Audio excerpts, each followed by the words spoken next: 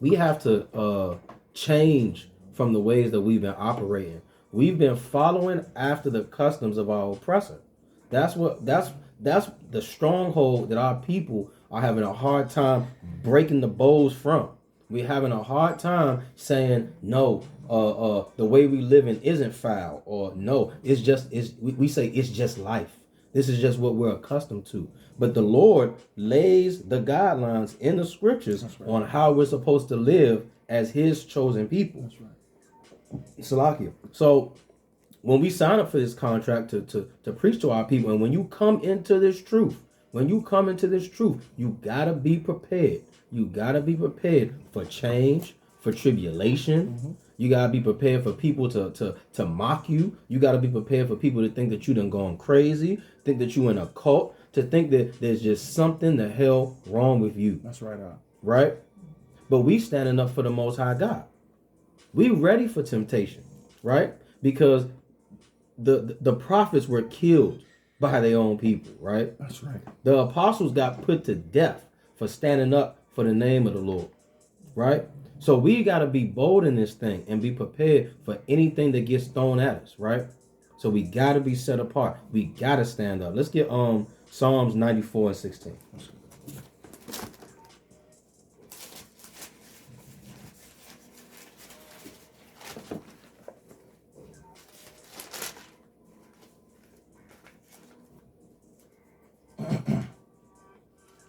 This is the book of Psalms, chapter 94 and verse 16. Mm-hmm.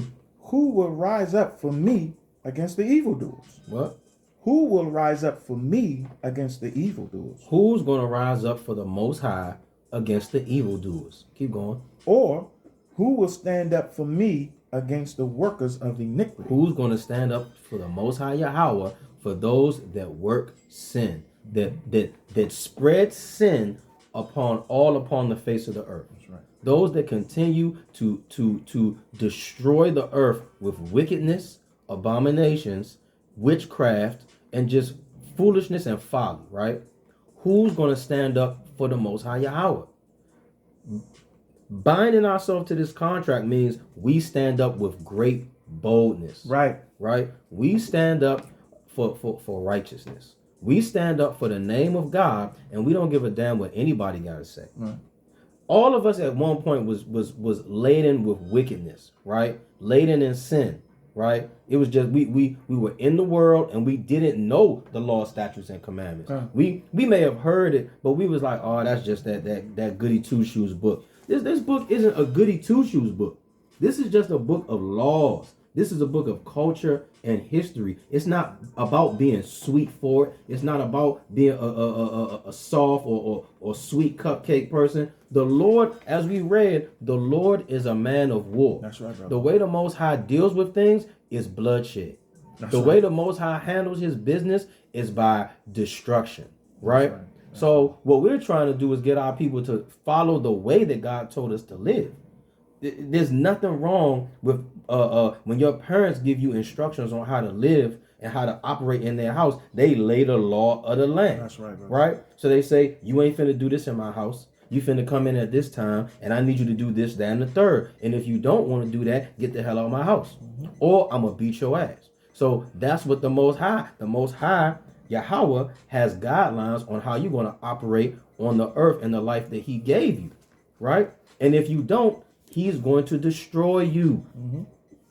So that's our duty. Our duty is to stand up against the evildoers and point out. We're supposed to point out and talk about the people that are working iniquity in the earth. Right. We're supposed to voice it.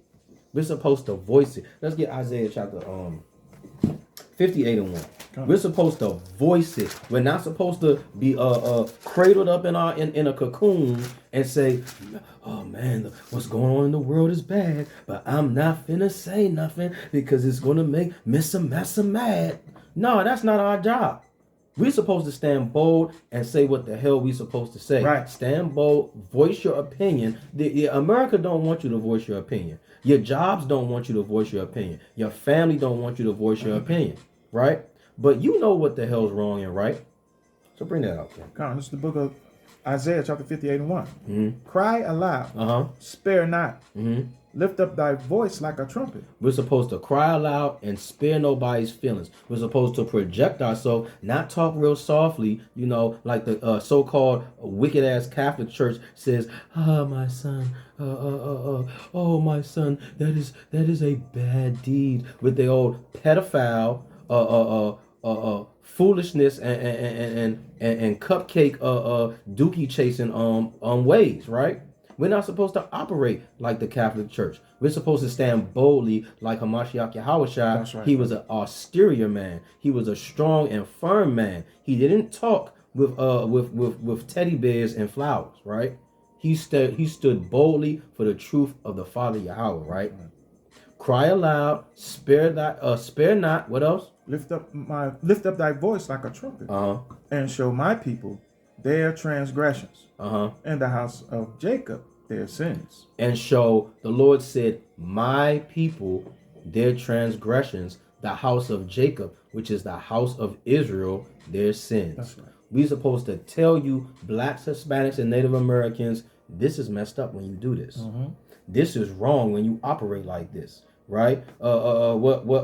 Trace is that Trace song? He say, I'm Mr. Steal Your Girl.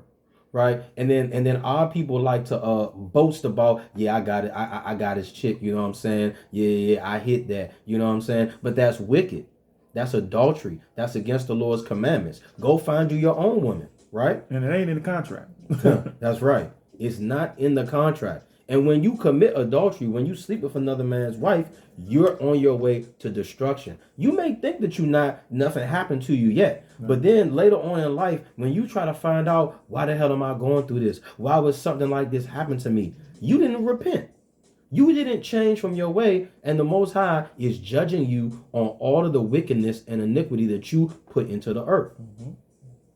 You're breaching the contract that the Most High made with the nation of Israel. That's right, brother. So the Most High is going to judge you and he's going to punish you, right? So that's why we're out here to show our people where they're going off, right? Because we're supposed to be set apart. We're not supposed to act like the other wicked nations. We're not supposed to act like Mr. White Man and Mr. East Indian man and Mr. Arab man and Mr. Chinese man who likes to eat cat, rat, dog, lizard, snake, and all the other abominations in the earth, right? Bats. They eat the whole shell of a clam. They eat the whole shell of a clam. God. And a mollusk. God. Yeah, I go to the Chinese store and get that stuff too, though. Yeah, I'll go there. You gotta leave it alone, right? You gotta start. We had like Manasseh was bringing out. We have a dietary law. The Most High put in the law what you're supposed to eat and what you're not supposed to eat, right? Let's get the book of Malachi, chapter 3 and verse 6.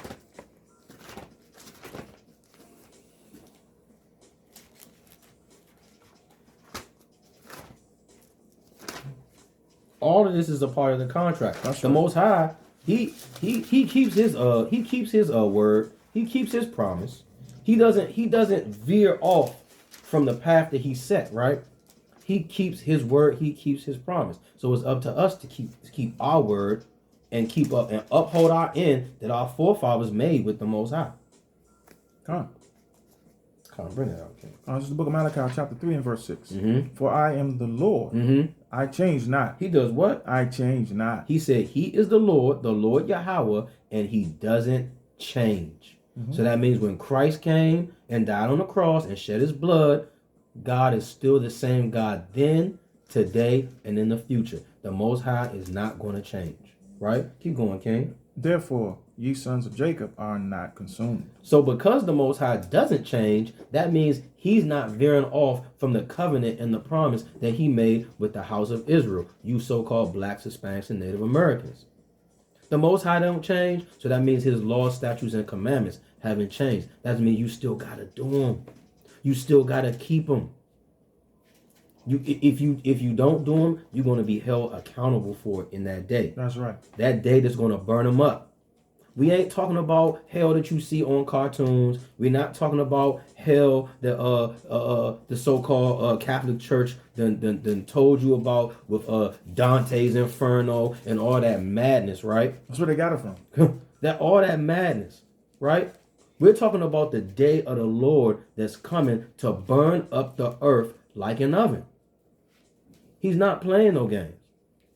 So that's what I got, Ken. Let's get Ecclesiastes. I'm gonna double down on Malachi. Let's get Ecclesiastes 3:14. Come. Let's see what the smartest man to ever live, the man who hungered after knowledge. Let's see what he say about it. Because the Christians will tell you things changed when the Messiah went on the cross and said, "It is done." Then that's when everything changed. Well, let's see. God. Let's see if that's true. Ecclesiastes chapter 3 and verse 14. This is the book of Ecclesiastes chapter 3 and verse 14. Mm-hmm. I know that whatsoever God doeth. Let's stop right there. Because now let's understand what we're talking about. Mm-hmm. God in this context is talking about Yahweh. So he's saying, I know that anything you do, read more. Come. It shall be forever. For how long? Forever. One more once. It shall be forever. Read. Nothing can be put to it. Nothing can be put to it. Right, read. Nor anything. Nor anything. Taken from it. Taken from it.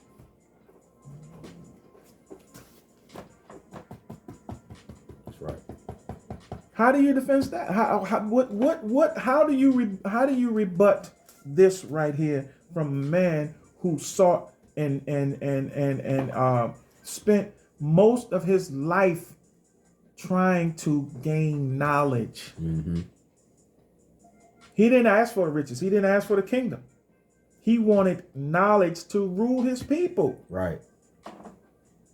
Come. Yeah, forget the riches. Forget the 700 wives and 300 concubines. Right. I want the wisdom. That's right. And he sought madness to the end. That's right. So he said, let's read it again. Let's see what he said about it. Ecclesiastes chapter 3 and verse 14. Right. It says, I know that whatsoever God doeth, it shall be forever. Nothing can be put to it, nor anything taken from it. And God doeth it, that man should fear before him. You cannot get around that. That's right. You cannot get around that. Here's the thing. Here's something that we brought out on the class Monday night that people don't seem to understand. And most now I'm just not even going to put Christians in it. It's just most, even our people don't understand how God did this thing and how he created certain things and how they work for our good and work even for the good of the heathen. So let's go to Sirach 17:17, which you brought out. You got to understand something about how clever and merciful the Most High is. And you got to understand how it is that you were brought into a situation, given the contract that you had, you were brought into a situation that pulled you out of the contract, that made you renege on this contract. So we're out here to bring you back to that. So let's read this. This is the book of Sirach, Ecclesiasticus, chapter 17 and verse 17. It says, for in the division of the nations. In the division of the nations. Hold it right there. And I'm going to get this Deuteronomy. What, you want 32? 32, yeah. 32 and 8. You know what I want. In the division of the nations. This is the precept, the book of Deuteronomy, chapter 32 and verse 8. When the Most High divided to the nations. There it is again. See, a lot of people, a lot of you Christians, y'all don't read the Apocrypha because you say it's not spiritually. What they say? It's not spiritually inspired. Inspired, right? That's because you ain't never read a damn thing. So what this is saying, and I'll go back and I'll read. I got it here. In the book of Sirach, chapter 17, verse 17, for in the division of the nations, is right here in the Old. You don't read the Old Testament either, so you wouldn't even know this, because most of y'all start your reading and understanding of the Bible from Matthew to Romans, so you wouldn't even get this concept. Right. So in Deuteronomy 32 and 8, it says this here. We read this again. When the Most High divided the nations, it's repeated right here in the Apocrypha. That's right. It's Salaki. And I bring this out every time we read the King James 1611. Right? This is the completion. This is the completed King James version of the Bible, right? And it has the Apocrypha in it. You know, people see this red book. You know, you see the word Apocrypha. What's that? Well, those 14 books were taken out of this by Martin Luther and a whole bunch of other Edomites, the so-called white man, because it didn't meet up to the doctrine and the wickedness that they wanted to spread in white supremacy, which is Christianity, right? So, you know, this is the original King James Version. So you can't tell us that it's not inspired when it was originally in it, right? So Salaki, that's what I know. The Catholics use a Bible that has the Apocrypha in it. They may not now. Now maybe they don't do it now. I don't know. I haven't looked at it. I haven't. It's still in there. But yeah, they use a Bible that's got the Apocrypha in it. Mm-hmm. It's part of the canons. The original canons of the Bible. Mm-hmm. That's right. And it is spiritually inspired. A lot of you people don't even know Daniel was a part of two kingdoms. That's right. That's right. You don't even know that. That's right. That's because you don't read the Apocrypha. Bel and the Dragon. God. You don't even know that. And if it sounds like we're being, if it sounds like we're being, chastening the Christians, we are. We are chastening the Christians because we want you out of his place. We want some of you to come out with us. That's right. Most High willing. We're not even guaranteed. That's right. That's right. But we're doing what's in this script, in these scriptures. We're trying to adhere to the contract that we both signed. That's right. We want you to come too. We want all the so-called Blacks, Hispanics, and Native Americans, as many as we can help the Most High to gather. We want you to wake up to this truth. Right. So let's finish this in Sirach 17. Come. Because I'm going to show you something. I'm going to show y'all something. Some of y'all that don't know, we're going to show you something right here. Why we're telling you to come, another part of the reason why we're telling you, come back to this. This is your heritage right here. Mm-hmm. And it's going to be explained right here in Sirach. Mm-hmm. Mm-hmm. Read it. Sirach, Ecclesiastes chapter 17 and verse 17. Mm-hmm. For in the division of the nations of the whole earth, he set a ruler over every people. Listen to that. He set a ruler over every people. Read. But Israel is the Lord's portion.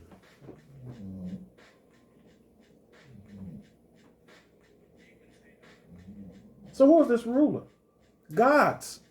He gave all of these other nations gods. Mm-hmm.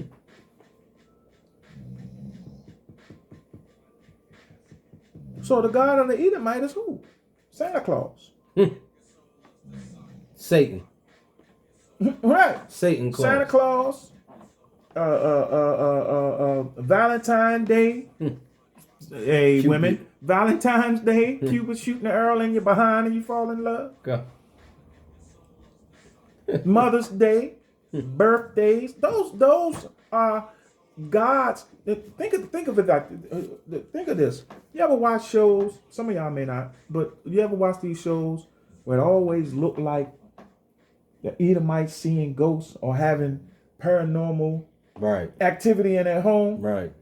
Those are the spirits of their gods. Come. That's why they always seeing ghosts. That's why they're always walking in the house and things falling off the shelf and everything. You don't see black. Listen. You can't tell me about those shows. I used to watch them, all of them. Paranormal activity, paranormal investigation. All these shows where they go to these places that they say they have paranormal activity going on, and they catch ghosts, they catch shadows moving. Yeah, those are the gods that come with the Edomite. You hardly ever see. There are sometimes you may see black people saying, "Oh, I see the ghost here, there," but for the most part, by and large, it's white people. Right. They always seeing ghosts. You always look and you know, like the white person will see this right here and say, "Ooh, it's a look in the window there. It's a face in the window." It's a hideous face in the window. They see it because that's the spirits of their gods. God. What's the spirit of our God, though? All of these other nations have a spirit of their God. Some have more than one spirit for their God. We have one. That's right. That's right. John 14:26. Kind of going over, but all of this is a part of the contract. Understanding what it is that is required of you and what you have to deal with when you're dealing with a warlord. And we kind of strayed off the topic a little bit, but all praise to the Most High. Come. So read that for me, King. Come, this is the book of John, chapter 14 and verse 21. He that hath my commandments. 26. Oh, 26. Come, Salakia. The book of John, chapter 14 and verse 26. But the Comforter, which is the Holy Ghost, whom the Father will send in my name, he shall teach you all things and bring all things to your remembrance. Whatsoever I have said unto you. Whatsoever I have said unto you. That's who your spirit is. That's the spirit you adhere to as an Israelite man, woman, or child. Not these other spirits. Let's get this story.